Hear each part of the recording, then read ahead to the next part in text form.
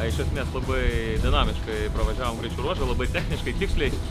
Turėjome porą užklimpimų, vieną nedidelį paklydimą.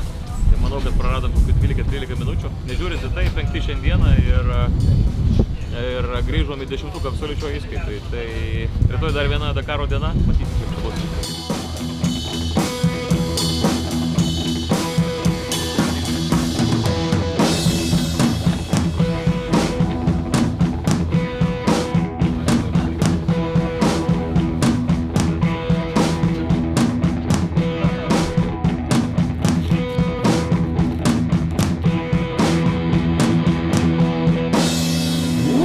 Ką tik peržiūrėjote mano video. Jeigu norite sužinoti dar daugiau įvairios Dakaro informacijos ar šiaip visokiausių nuotykių, prenumeruokite štai čia.